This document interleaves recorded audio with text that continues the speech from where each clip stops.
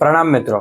पिछले रील में हमने श्रीपाल और मयना सुंदरी की एक कहानी सुनी, तो चलिए होली के महत्व को थोड़ा डीप में समझते हैं। ये बात तो हम सब जानते हैं कि होली साल में 2 बार आती है, चैत्र सुद को और अषाढ़ सुद को। ऐसा भी कहा जाता है कि होली के दिनों में त्रिवेणी संगम हुआ है। पहला, होली के दिन और नवपद की आराधना, ये दोनों तो शाश्वत है। इसका मतलब ये है कि अनादि से अनंत तक कोई भी आराध चल रहा हो या किसी भी तीर्थंकर का शासन चल रहा हो, होली के ये 9 दिन जरूर आएंगे। दूसरा, सिद्ध चक्र जैसे सर्वश्रेष्ठ यंत्र का पूजन होता है।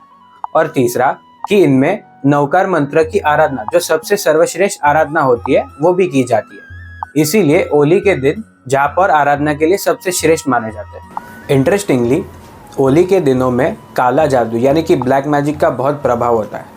इसीलिए होली के दिनों में ब्लैक मैजिक बहुत होता है। पर जो व्यक्ति नवपद की आराधना करता है उस पर ब्लैक मैजिक का असर नहीं होता। इसीलिए होली के दिनों में नवकार मंत्र का ही ध्यान करना चाहिए और नहीं किसी और मंत्र का।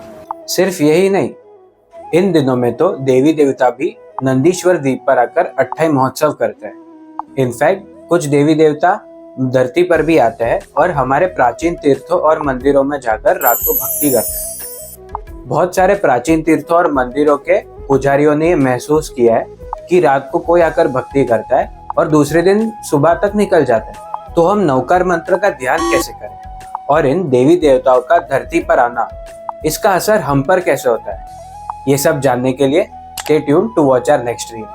सत्य में रहना, शाता में रहना।